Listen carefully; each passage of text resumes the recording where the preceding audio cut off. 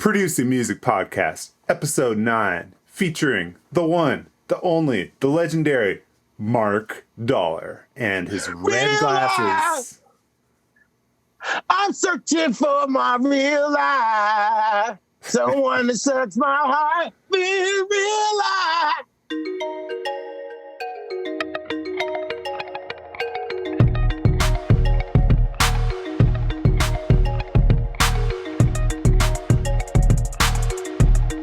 This is Producing Music Podcast with Mark Dollar and Cooper Anderson.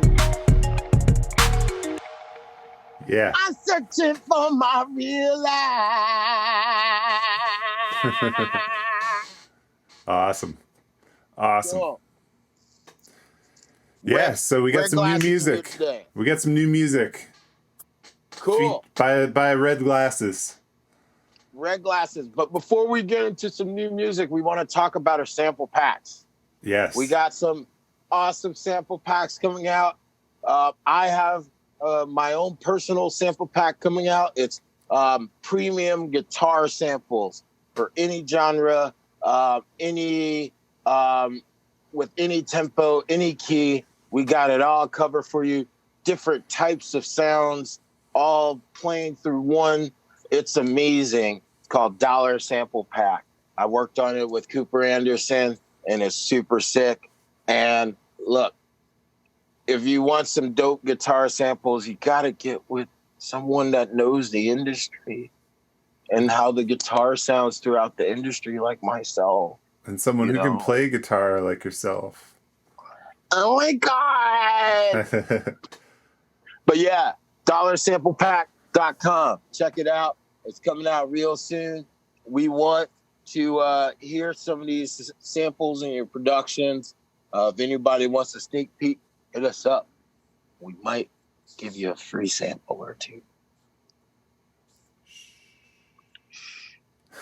And Cooper also has a sample pack that's already out. Why don't you tell them about your sample pack, Cooper? Yeah, it's actually a combination of 7 sample packs that I made over the course of actually probably about 10 years. Because one of the kits is the Alien kit, which was actually from Mark's group, the Aliens, which I definitely recorded in 2010. Yeah. So that's like a live kit. But I also have stuff. I have like a phone kit as all these weird samples that I made on my phone. But all the kits are like processed and mixed by me. So it's not just like, voice memo, whatever. I like ran it through the sauce. So everything's sounding really good. People have been using them on some beats. It's actually been out for over 6 months now. It's coming up on a year. I think it was around October of last year I dropped it. So check that out. freeproducersamples.com. Sign up for the mailing list, and I'll send you some free samples. Yeah, definitely. I've been using the Cooper sample pack for a few productions now, and it just helps me the variety of the sounds that he has, from rock sounds to hip-hop sounds to pop sounds. I always love Cooper and his sample selection, so definitely check out his sample pack today, for sure. For sure. For sure. All right. Word. So, we ready to talk about some New Music Friday, bro? For sure. And I think, when I logged on last night, and they update it a little over the course of the day. So when I logged on last night, the number 1 song was Megan Thee Stallion.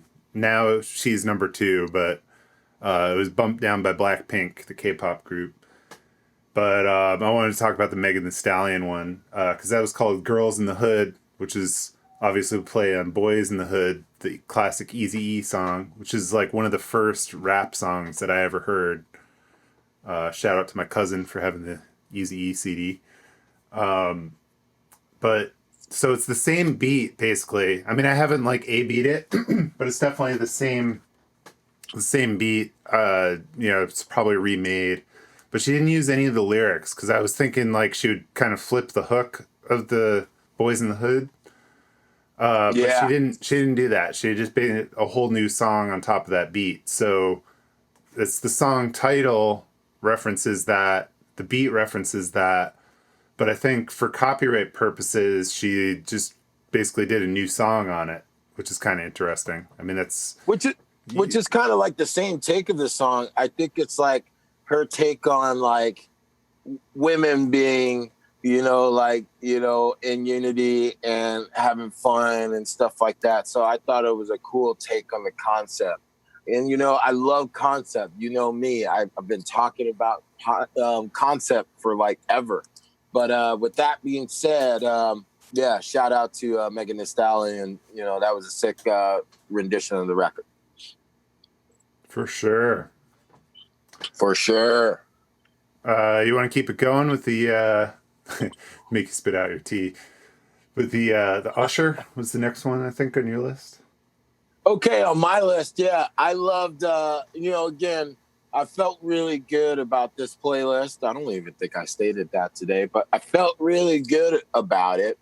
There was a lot of really cool songs on here, and again, going down to concept, Usher. His new song. I forgot the name of it. I would love to say the name of this song. Where is it? Where's my new Music Friday playlist? I Cried. I don't know. I Cried. Thank you, Cooper. But with that, I love the concept of like the low end being selective or as situational as, and being akin to like maybe that Stevie Wonder higher ground low end, where it's like a gritty kick drum, a lot of like percussive low end happening and stuff like that. I thought that was in of itself something that is a concept, and that brought a lot of cool textures to that song. I always love Usher as an artist. He's, just a great artist in general. But yeah, for me, I definitely love the concept of taking that higher ground kind of low end. And again, this is the concept that I'm talking of. We're not just talking about, okay, this is a bass that kind of sounds like a Stevie Wonder song and a kick drum that kind of sounds like it's a Stevie Wonder song. We're taking the concept of what it sounded like, the interactions between the kick drum and the bass drum, and making that and pretty much an entire concept. So yeah, shout out to Usher and all the producers and engineers that worked on that song to kind of bring that to life, because I think they brought that to life as best as they could. Yeah, you want to keep going? Yeah, Usher's killing it. Word. Yeah, I only had two others. So I guess I'll talk about my next one, which was Dixie D'Amelio. So she's another TikTok artist like Megan Thee Stallion. But I think, she got famous because her sister, Charlie D'Amelio, is like, she's like the OG like TikTok dancer. She was on the Super Bowl commercial this year, and so Dixie's like her sister, and it's going to be interesting to see how this song performs, because I mean, compared to the other songs that are coming out now, I mean, it was just kind of I think average. I mean, I hate to knock anybody's stuff, but I wasn't like super impressed. Like if it wasn't bro. If it wasn't Dixie D'Amelio, I probably wouldn't have even noticed it. I probably would have just skipped it. She's getting started. She's doing her thing, whatever. She's trying to like differentiate herself from her sister a little bit. But let's see how this performs on Spotify, compared to TikTok. Because that's, I think, a really difficult thing for artists to do, is kind of cross over between platforms. Yeah, that's what I'm thinking with that as well. I think it was just a quick hop-on opportunity. Oh, my sister is a hot TikTok dancer, so now people will recognize my name. Let me just drop with a quick producer real quick. It's just do a little quick pop beat.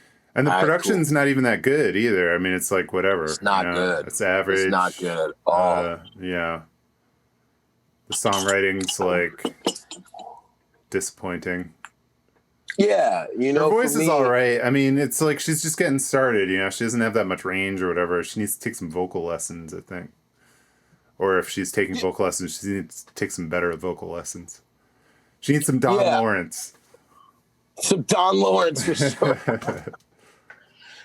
Again, it's just about how we are looking at these artists to cross over into these platforms of a Spotify, of a YouTube, and where they could truly monetize all of their music and whatnot. And when you're playing this game, it's a little bit more unique than just like, using some basic kind of production to get it going. You're already, when you're saying, okay, I'm putting my music out on Spotify, you're already competing with Blackpink and Megan Thee Stallion and Beyonce and Katy Perry, Umi, all of these different types of artists, so you always have to think unique no matter what. And we'll see how this song truly performs. But, I also just thought about this and you were saying this, because and the idea of crossing over, quality is also something that would probably have a fine line in between the platforms as well.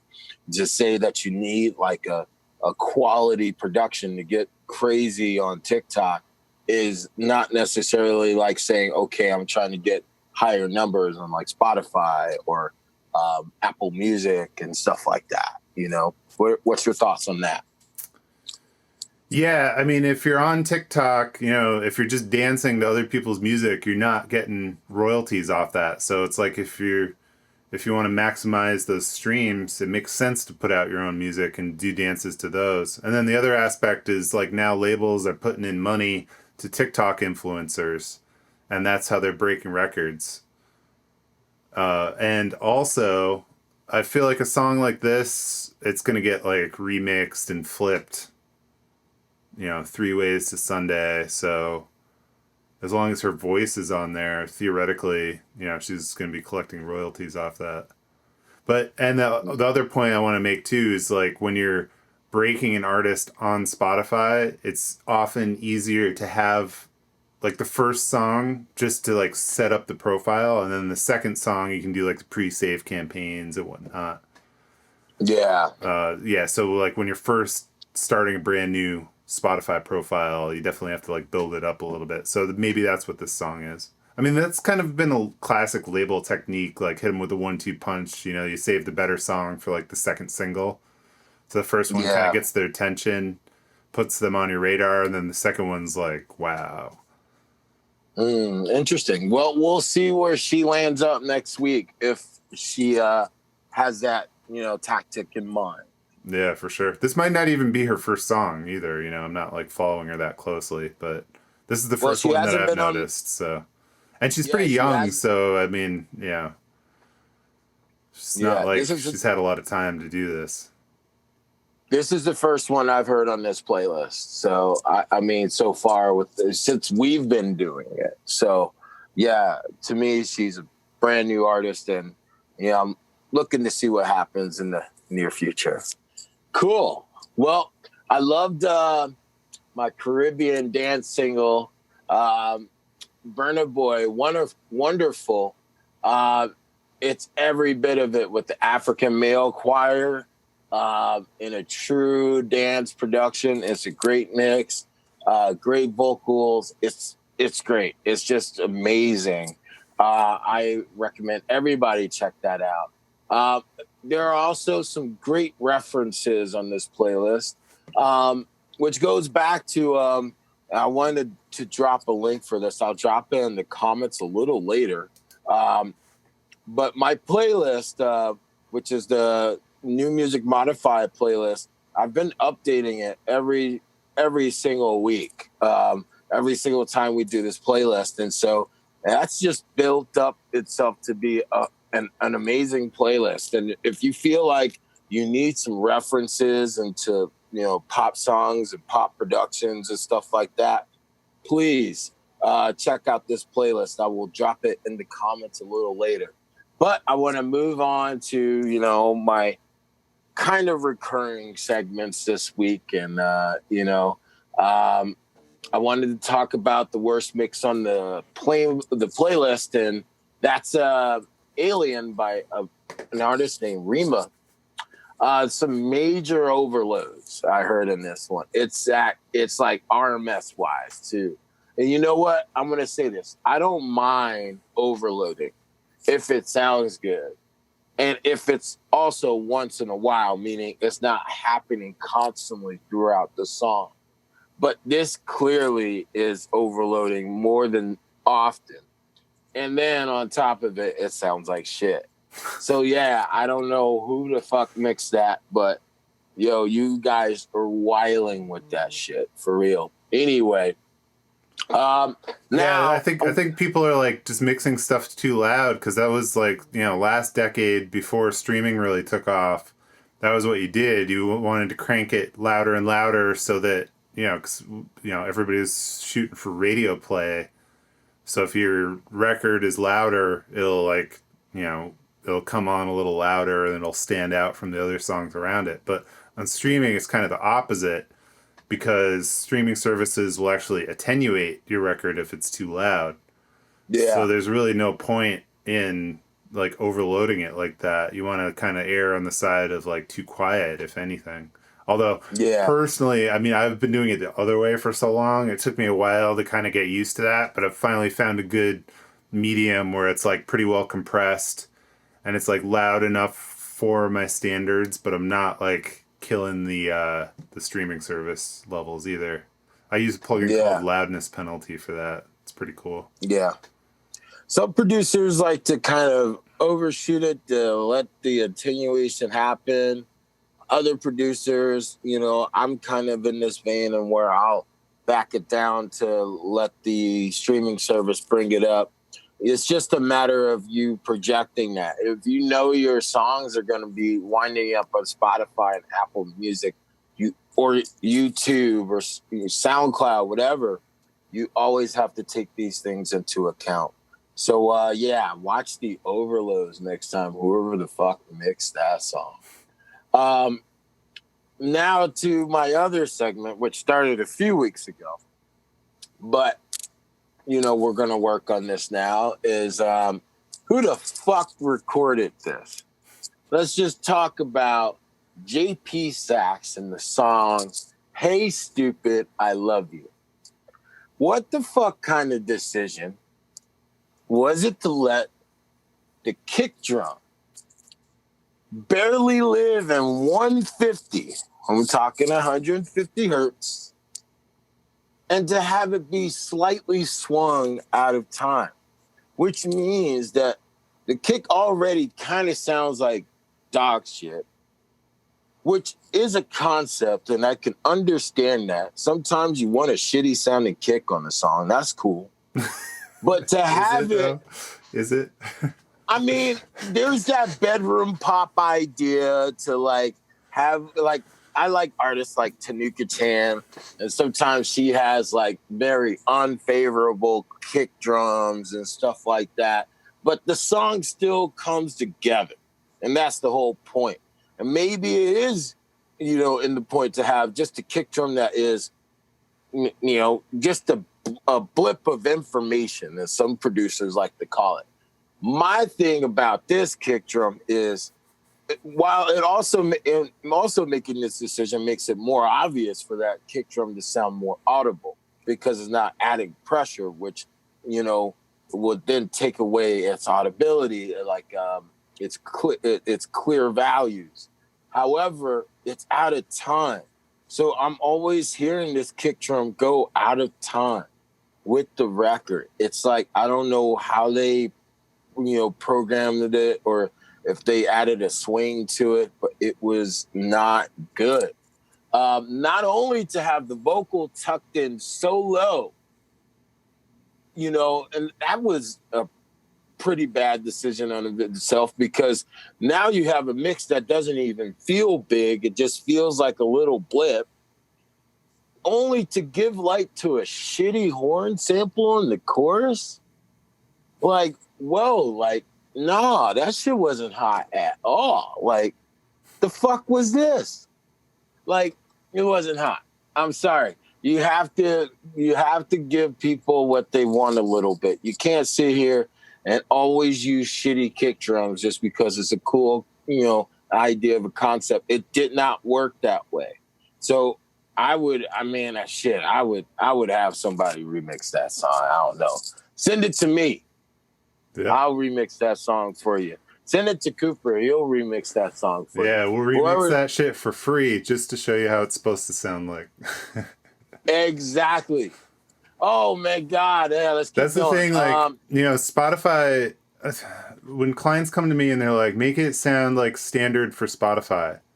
Like, what does that even mean? Like, you listen to these playlists and, like, they don't sound, there's no, like, consistency throughout how the mixes sound. Like, people are just doing whatever. Yeah. And, it's a combination of lack of know-how, and you have the entry level versus the pros. And so there's that. And then there's also, like what you were saying, like people are kind of going for that weird sound, like on purpose. But I mean, so I don't even know. But there's concept to that as well. Like there are tons of songs on this playlist that has that same exact concept, but sounds way better because they spent more time trying to, get the sounds together and get the concept. And again, this is another, idea of situational versus coincidental recordings. In an idea of a situational recording, you're looking at how things are recorded via that time frame, or that, again, that time frame of music that you're trying to emulate. If you're trying to say, I want something that sounds like 80s, and you're not picking like tape, like tape, samples and stuff like that, then you're already missing the mark, because a lot of that stuff was recorded on tape. So it's like, all right, if I'm not going to do that, then how am I going to bring the new sound of the modern stuff that I'm using, or the modern samples that I'm using, and kind of implement those into an 80s production? You got to start thinking about how these things work, not just, okay, I want a shitty little bedroom pop song like this dude said. I'm sorry, that shit was terrible.com. Do not reference that song, people. It was terrible. It's terrible. I'm putting my whole finger in this. Look. That's how terrible it was. That's how terrible it was, people. My reference for what was I gonna say, for like weird kicks too, is Imagine Dragons' Demons. It was like this huge record. They spent a ton of money on it, and every time I heard it on the radio, I'm like, the kick is out of tune. Maybe it's just me, I don't know, but it sounded like I would have like pitched it. I think it was a little sharp. I would have pitched it down just a little bit. I don't know. Yeah, just to kind of maybe get a little bit more like resonance on the bottom end of the mix or something. That always helps with the tuning. I love using Waves Torque for something like that, just to like pitch up or pitch down, and it sounds so good. But yeah. Sure. I got another Who the Fuck recorded that, and that is, and I have to say this because jazz guys, they always sit here and say that, like, things that sound so pristine and shit like that. Well, Robert Glasper and Terrence Martin, let's talk about your fucking new record for a second. That snare sounds like fucking, if I took this fucking flask right here, this big ass flask, and slapped it up against the wall for like 5 minutes. I'm sorry, that shit sounds terrible. Who recorded that shit? Who allowed that fucking snare to sound like that? I don't know. Oh my God. Jesus, no, can't have it. I'm sorry. Robert Glasper, I love you. You're a great musician, great recording. Well, you have great recordings, but you have to keep that quality up, dude. Fix that snare, buddy. Fix that snare. Fix that fucking snare, dude. Jesus Christ. But But to end my New Music Friday wrap up, again, it's just fresh approaches, which this new playlist has a lot of. There's a lot of great artists on here. Again, I will put my my New Music Friday modified playlist in the comments. We can all listen to it. Yeah, we'll put vibe. that in like the bios and stuff too, for sure, because that's kind of an ongoing thing. Yeah, I had one more. This Charlie Puth Girlfriend record. I thought it was just super clean production. I mean, he's just killing. You know, he's an amazing musician. Yeah. I don't always love his songs, but this one I did love the song, and I do usually love his production. So definitely. The productions are great for sure. Yeah. I'm not gonna lie. Yeah, I heard this song this weekend. It was like, wow, that's definitely going into the New Music Friday modified playlist. That was really good. However, yeah, I do feel the same way with him in terms of the songwriting. I don't necessarily think the songwriting is ever that special. Yeah. Yeah, I mean, he's got a couple good ones. I mean, nobody bats 1,000, so it's just, you know, it is what it is. I mean, I know some records that, you know, can, you know, definitely on this New Music Friday playlist, I think there are some records that definitely hit 1,000 for sure, you know. Again, that...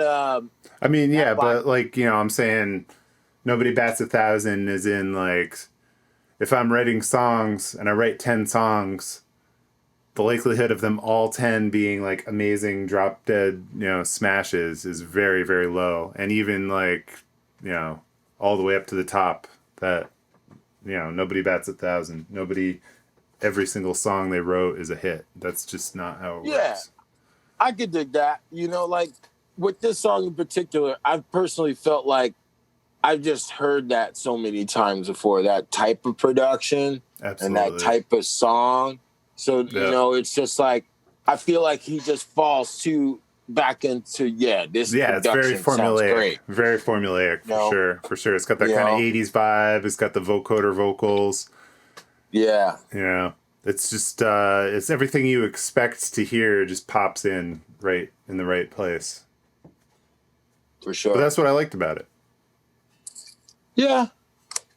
I don't have to hate the song, people. I don't hate it. It's well executed. Well executed. That's what I'm saying. Like, it's better. It's better than some of his other songs. I loved Attention, but all the other one, I think that's the only other one I really like. Like, was like, oh yeah, it's Charlie Puth. It's good song. Yeah. His production's killing. His musicianship's killing. Like, he's like a superhuman. I heard an interview with him. He's like a superhuman musician. He's got like perfect pitch and everything, and yeah, just crazy. Yeah. Anyway, let's move on. Enough about Charlie. Enoughaboutcharlie.com. So we have a top 5 this week. Yeah. Now, Cooper wait. Hold on. So we just gotta, like, for the editing purposes, we have to kind of finish that segment, and then so we're gonna say the outro right now, because this is for the Buzzsprout. Shout out to everybody who's downloading this on Spotify, Apple Music, etc., etc. The regular podcast thing, we just hit 50 downloads. And that certainly wasn't me, because I've only downloaded each episode once. So I know it wasn't me. Yeah. It definitely wasn't me. So whoever downloaded it, thank you. Thank you. We love you. Keep it up. You know, we're going to be here every week. But on that note, the bonus episodes and bonus material is only available right now on YouTube and Facebook and SoundCloud. Is that right? Yeah. YouTube, Facebook, and SoundCloud. Just because of space issues for the regular podcasting thing. So we're just putting the main segments on the traditional podcast apps, and then everything, the edited version is available on YouTube, Facebook, SoundCloud. Yeah. And also we're doing the live broadcasts right now. We're trying them on Facebook. Just let us know. Drop us an email, Cooper@producingmusicpodcast.com. let us know your preference. So once again, that's a wrap. Episode 9. And also, oh, sorry. if you want me and Cooper to make you cookies, I don't know how we're going to sell them to you, but let us know. Yes. We're coming up with a cookie company. Try not to drown. All right. Producing Music Podcast, episode 9. Cooper, I love you. Producing Music Podcast. Thank you, guys. Please check out all the handles. ProducingMusicPodcast.com. Check us out. YouTube, Instagram, Facebook, as we're on here right now. And Shout out to Facebook. Shout out to Facebook and everybody that did and didn't watch this.